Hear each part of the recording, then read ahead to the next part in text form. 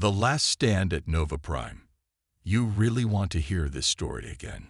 Sarah Chen looked down at her children, their iridescent scales gleaming in the artificial light of their habitat dome. Zira and Ash sat expectantly on the floor, their compound eyes reflecting the stars visible through the transparent ceiling. Even after all the times your father has told it. But you tell it better, Mom. Zira's auxiliary breathing gills fluttered with excitement. You don't skip the scary parts like Dad does. Sarah laughed, settling into her favorite chair. Well, I suppose your father does tend to downplay just how close he came to getting space that day. All right then, let me tell you about the day that changed everything. The last stand at Nova Prime. The mining colony of Nova Prime had been humanity's proudest achievement in the Orion Arm, a testament to human perseverance and engineering. Sarah had commanded its defense fleet for 3 years, watching over the massive extraction platforms that pulled precious quantum crystals from the gas giant's swirling depths. It wasn't the most exciting post in the United Earth Fleet, but it paid well and kept her far from the politics of Earth. That all changed the day the Void Collective arrived. I was in the middle of my morning briefing when the sensors lit up like a Christmas tree. Sarah continued, her voice dropping to a dramatic whisper that made both children lean forward. 17 vessels, each one bigger than anything we'd ever seen, just appeared. No warp signatures, no quantum wake. They simply materialized from what looked like tears in space itself. The initial attempts at communication had gone poorly. The Void Collective spoke in patterns of light and electromagnetic pulses that took the AI translators hours to decode. By then, they had already disabled 3 of Nova Prime's defensive satellites with weapons that seemed to bend the laws of physics. That's when I first saw your father, though I didn't know it at the time. Sarah smiled at the memory. The main view screen filled with this imposing figure, scales black as space itself, those 4 arms moving in what I later learned was a gesture of peaceful intent, but looked terribly threatening to us humans who'd never seen a Void Collective member up close. Cathur, as she would later know him, had been different from the start. While the other collective ships maintained their hostile stance, his vessel had positioned itself between the 2 fleets, broadcasting on all frequencies. Warning: terminal contamination detected. This system harbors entities whose technological advancement threatens the stability of spacetime. Standard protocol demands immediate purification. Sarah remembered the chill those words had sent through the command center. Purification, in this case, meant the complete destruction of Nova Prime and its 100,000 colonists. But I wasn't about to let that happen. Sarah told her wide-eyed children. Nova Prime wasn't just some mining operation. It was home to families, to children like you. We had schools, parks, dreams of building something lasting out here in the frontier. I knew if I could just make them understand that maybe we had a chance. What followed was the most intense 12 hours of Sarah's life. While the collective's ships maintained their position, she orchestrated the evacuation of non-essential personnel, all while trying to negotiate through the garbled translations. The quantum crystal refineries were shut down, their volatile contents carefully secured. Every civilian ship that could fly was pressed into service, even as the collective's weapons platforms tracked their movements. The real turning point came when your father broke protocol. Sarah continued. He requested a face-to-face meeting, something unheard of in collective diplomacy. His superior, war mind Vexthar, ordered him to withdraw the request immediately. And that's when your father did something that changed everything. He disobeyed. Sarah paused, noting how Zira's secondary eyelids were fluttering rapidly, a sure sign of intense excitement.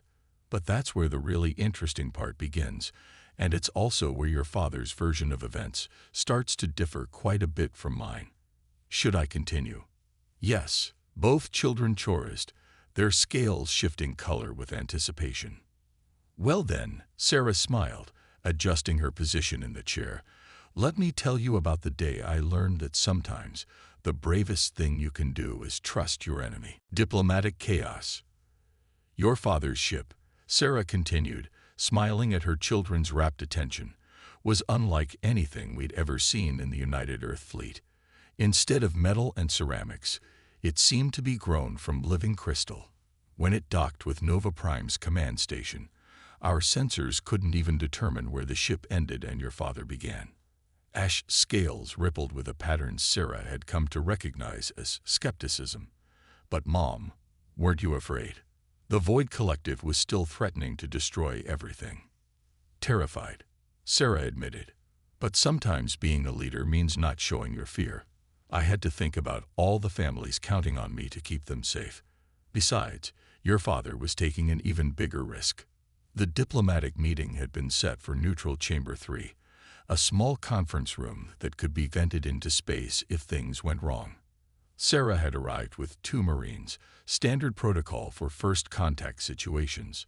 What she hadn't expected was for Cthulhu to arrive alone, his environmental suit making soft crystalline sounds as he moved. "The first thing your father said to me," Sarah chuckled, "was your species' method of atmospheric processing is highly inefficient." Not exactly the most romantic opening line. But Cthulhu's next words had changed everything. "Warmind Vexthar does not speak for the entire collective. There are those of us who believe this purification protocol is based on flawed data." The translation matrices were still struggling, Sarah had explained to her children, but the meaning was clear. We had an ally, even if we didn't know it yet. What followed was the most unusual diplomatic session in human history. Thur explained that the Void Collective had encountered numerous civilizations that had destroyed themselves after achieving quantum crystal technology. Their solution had been simple: prevent any emerging species from reaching that level of advancement. "Your father showed me something that day that changed my perspective forever," Sarah said. "He interfaced directly with our station's computers, sharing historical records of civilizations that had torn holes in reality itself.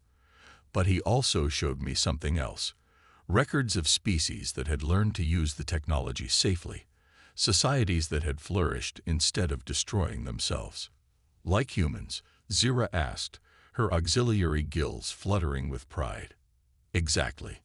The quantum crystal refineries at Nova Prime were different from anything the collective had seen before. We developed safety protocols they hadn't thought possible. But before we could explain this to the rest of the fleet, alarms started blaring throughout the station.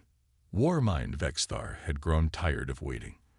The collective fleet was powering up their reality-warping weapons, preparing to carry out their purification protocol. But they hadn't counted on one of their own turning against them. "Your father did something then that I still can't quite believe," Sarah said, her voice growing soft with the memory. "He severed his connection to the collective consciousness. Do you know what that means for a Void Collective member?" Both children nodded solemnly. They'd learned about their father's people in school, how their neural networks were constantly connected to the greater whole of their civilization. "It was like choosing to go blind and deaf all at once," Sarah explained. "But he did it because he knew it was the only way to help us. The moment he disconnected, klaxons began blaring throughout the station. The collective ships were moving into attack formation." Thur had turned to her then, his crystalline form shifting colors in what she would later learn was a sign of absolute determination. "Your species has discovered something my people have sought for millennia: a way to safely harness quantum crystal energy. I cannot allow this knowledge to be destroyed. I offer an exchange. I will help you survive this day, and in return, you will teach me how your people achieved what mine could not." "But that's when things got really complicated," Sarah said, noting how her children were practically vibrating with anticipation. "Because at that exact moment, our long-range sensors detected something massive emerging from quantum space, something that would force humans and the Void Collective to work together, whether they wanted to or not." Ash's secondary eyes widened. "The quantum leviathans." Sarah nodded grimly. "The very same.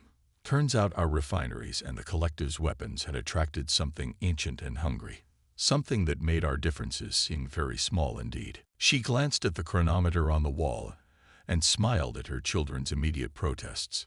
"Don't worry, I'm not stopping here. But you need to understand what happened next, Because it's the real reason your father and I ended up together. You see, sometimes the universe has a strange way of bringing people together, even if those people happen to be from completely different species who were trying to kill each other just hours before. The crystals in the habitat dome's walls pulsed softly, casting rainbow patterns across the floor, so similar to the colors Cthulhu had displayed that day when he made his choice. Sarah settled back in her chair, ready to continue the tale of how an attempted invasion had turned into something much more complicated and much more wonderful than anyone could have predicted. Emergence of the Leviathans. The quantum Leviathans, Sarah continued, her voice taking on a tone of wonder mixed with remembered fear, were unlike anything either humanity or the Void Collective had encountered before. Imagine creatures the size of small moons, living in the spaces between realities, drawn to quantum energy like moths to a flame. Is that why they looked all fuzzy in the historical recordings? Ash asked, his scales shifting to a curious blue-green. Exactly. They existed partially in our reality, and partially elsewhere. The Void Collective's sensors couldn't get a proper lock on them, and our human technology was even more useless. But your father, Sarah smiled at the memory. Your father had an idea that was either brilliant or insane, probably both. Thur had realized that the quantum crystals Nova Prime was mining could be used to communicate with the Leviathans, not through conventional means, but through carefully controlled quantum resonances. The problem was, attempting this could either save them all or tear a hole in the fabric of space-time. Warmind Vexthar was still demanding our immediate destruction, Sarah explained. But now we had bigger problems. The first Leviathan had emerged fully into our space, its vast form distorting reality around it. Our sensors showed 3 more following behind. What did it look like, Mom? Zira asked, her auxiliary gills fluttering with excitement. Like an ocean had somehow gained consciousness and decided to swim through space. Its surface rippled with colors that shouldn't exist, and where it passed, the stars seemed to bend and twist. But the truly terrifying part was that it was heading straight for Nova Prime's quantum crystal refineries. Sarah and Cthulhu had found themselves racing against time, trying to implement his desperate plan while both their peoples were still technically at war with each other. The human mining engineers had to work alongside Cthulhu's crystalline technology, attempting something never before tried in the history of either civilization. Your father interfaced directly with our refinery controls, Sarah said, her voice filled with pride. It was incredibly dangerous. Human computer systems were never designed to connect with Void Collective neural networks. But he insisted it was the only way to achieve the precise quantum resonance patterns needed. Did it hurt him? Ash asked, concerned. He said it felt like trying to think in a language that didn't exist yet. But that's where human creativity came in. Our engineers had developed a unique way of stabilizing quantum fields using what they called harmonic dampening. It was crude compared to Void Collective technology, but it worked in ways they'd never considered. The next few hours had been a blur of desperate activity. While the Leviathans drew closer, Sarah coordinated the evacuation of the remaining colonists. Cthulhu worked with the human engineers to modify the refineries, his crystalline form glowing with increasing intensity as he pushed his biological systems to their limits. That's when Warmind Vexthar made his move, Sarah said grimly. He decided that if Nova Prime was going to be destroyed anyway, he might as well carry out the purification protocol. The Void Collective fleet began powering up their reality warping weapons, but they hadn't counted on human stubbornness or on Cthulhu's dedication. The rogue Void Collective member had managed to transmit the truth about human quantum crystal technology to the rest of the fleet. The data was undeniable. Humanity had found a safe way to work with the dangerous crystals, one that could benefit both species. The real turning point came when the first Leviathan reached the outer edges of our system. Sarah continued. We activated the modified refineries, sending out a quantum resonance pattern that Cthulhu had designed using human harmonics technology. For a moment, nothing happened. Then, she paused, noting how both children were literally on the edge of their seats. Then the Leviathan stopped. Its surface patterns shifted, forming what looked like giant eyes across its moon-sized form. It was aware of us, truly aware, for the first time. And through the quantum resonance, it began to communicate. What did it say? Both children asked in unison. That's the incredible part. Sarah smiled. It wasn't speaking in any language we knew. Instead, it was communicating through pure mathematics, through the fundamental patterns of reality itself. Your father was the first to understand. The Leviathans weren't attacking us. They were trying to warn us. Warn you about what? Zira's scales had shifted to a deep purple of concern. About something far worse than anything the Void Collective had feared. Something that was coming, something that would require both our peoples and the Leviathans themselves to work together if we wanted to survive. And that's when your father did something that changed everything.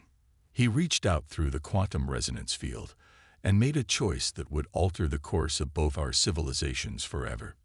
Sarah paused, looking at the family photos on the wall, images that showed the incredible journey from that first desperate day to their current life together.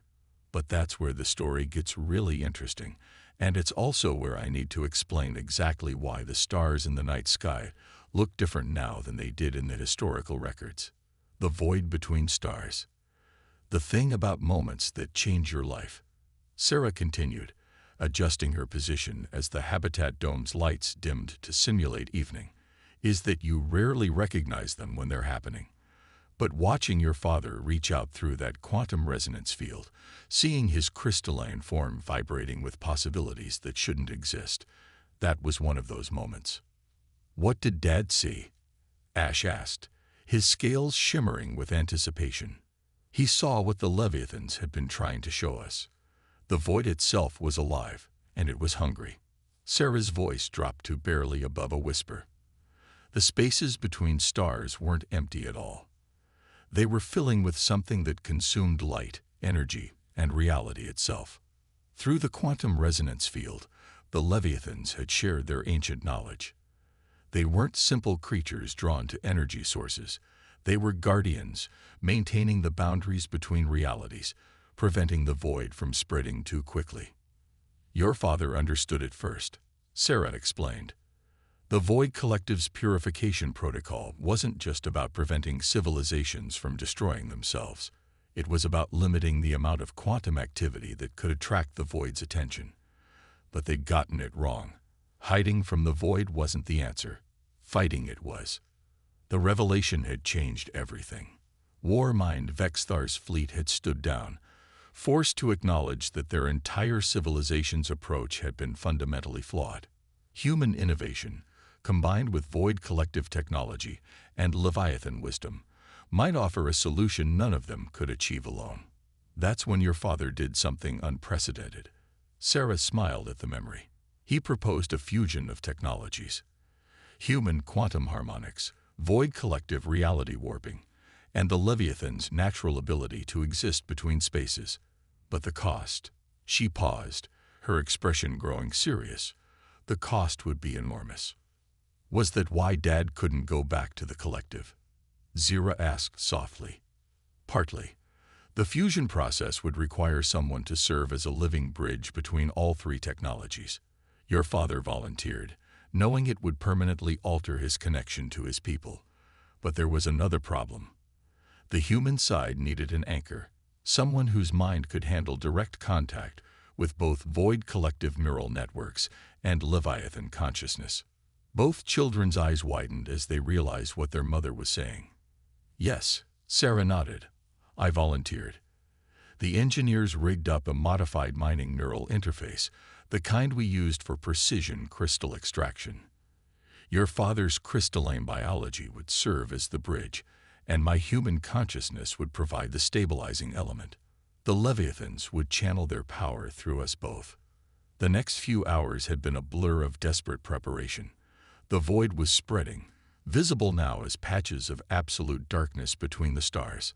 The remaining Nova Prime colonists worked alongside Void Collective technicians, modifying the quantum crystal refineries into something entirely new. The moment of connection. Sarah's voice grew quiet with the memory. Was like nothing I can properly describe. Imagine suddenly being able to see in every direction at once, including directions that shouldn't exist. Your father's consciousness was there, a crystalline lattice of pure thought, holding back the chaos. And beyond that, the vast, ancient minds of the Leviathans, their thoughts moving like currents in an infinite ocean. Through this unprecedented connection, they had initiated the defense protocol. The quantum crystal refineries, powered by human ingenuity and Void Collective technology, began emitting precisely tuned resonance patterns. The Leviathans added their own power, creating a cascade effect that rippled through reality itself. But something unexpected happened. Sarah continued, noting how her children were completely enthralled. In that moment of connection, your father and I, our minds touched in a way that shouldn't have been possible. Human consciousness and Void Collective neural patterns weren't meant to interact that directly. But instead of destroying us both, it created something new. Us? Ash asked, his scales shifting to match his father's crystalline patterns. You're part of that miracle. Sarah smiled warmly. The connection between your father and me didn't end when we drove back the void. It couldn't end. We'd become something unique in the universe, a bridge between species, between ways of thinking that had never connected before. And that connection, she gestured at her children, that connection had consequences none of us could have predicted. The habitat dome's crystals pulsed softly, their patterns matching the rhythm of the children's breathing, a legacy of their hybrid nature. Outside, the stars shone brightly in the alien sky of their new home, safe from the void's hunger thanks to the ongoing efforts of humans, the Void Collective, and their Leviathan allies. But what happened next? Sarah said, what happened after we drove back the void? That's the part of the story your father still has trouble telling. Because that's when we had to decide what we were going to do about the fact that we couldn't be separated anymore, and neither of our peoples had ever faced anything quite like us before. New horizons. The thing about saving reality, Sarah continued, watching the artificial sunset paint the habitat dome in familiar Earth colors, is that it doesn't solve the everyday problems that come after. Your father and I were connected in a way that had never existed before, neither human nor Void Collective, but something entirely new. Was Earth angry? Zira asked, her auxiliary gills rippling with concern. Not angry, exactly. Confused. Scared. The same way the Void Collective was. Both our peoples had to face something they'd never considered before.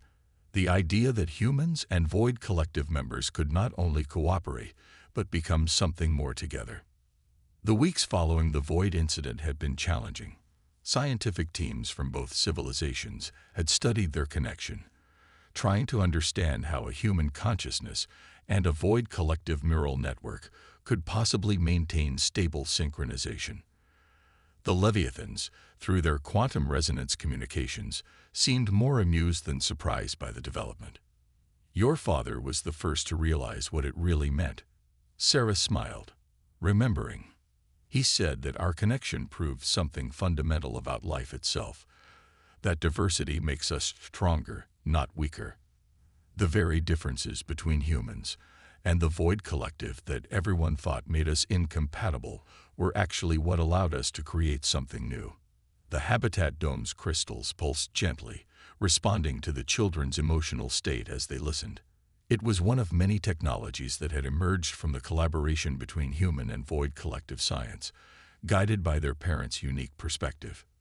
We made a choice then, Sarah continued. Instead of trying to break our connection or hide what we'd become, we decided to show both our peoples what was possible. The Leviathans helped, using their quantum resonance to demonstrate that our union wasn't just stable, it was opening up new possibilities for both species. Is that why we live here on Haven Prime?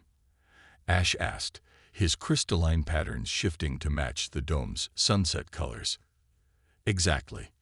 This colony became the first true collaboration between humans and the Void Collective, a place where both species could live together, learn from each other. Your father's people brought their living crystal technology, and we humans contributed our knack for innovative solutions. The Leviathans. Sarah chuckled.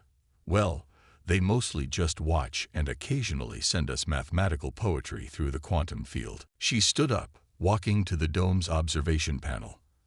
Outside, the massive form of the Leviathan was visible in the distance, its reality-bending surface creating aurora-like displays in the planet's atmosphere. Haven Prime's rings shimmered behind it, their ice crystals enhanced with Void Collective technology to help maintain the planet's protective quantum field. But the real miracle, Sarah turned back to her children, isn't the technology or even stopping the void. It's you. When we discovered I was pregnant, neither human nor Void Collective medical science could tell us what to expect. You were the first of your kind, children of two worlds, carrying within you the best of both species. Zira and Ash scales shimmered with pride, their partially crystalline biology reflecting the last rays of the artificial sunset. The void is still out there, Sarah acknowledged, held back by the combined efforts of humans, the Void Collective, and the Leviathans. But it's no longer just a threat. It's a reminder of why we need each other. Your father and I proved that the greatest strength comes not from hiding from our differences, but from bringing them together to create something new. She sat back down, reaching out to touch her children's hands. Flesh meeting crystal in a way that would have seemed impossible just a few years ago. And that's really the story of how I met your father. Not just about saving the world, or even about falling in love. It's about learning that the universe is bigger and more wonderful than any one species can understand alone. Outside, the first stars of evening began to appear in Haven Prime's sky. Among them, Sarah could see the quantum crystal platforms that now served as research stations rather than refineries, their human and Void Collective crews working together to unlock new mysteries of reality. Somewhere up there, Cthulhu was coordinating with a Leviathan survey team, his unique perspective as valuable to their ongoing mission as it had been during the crisis.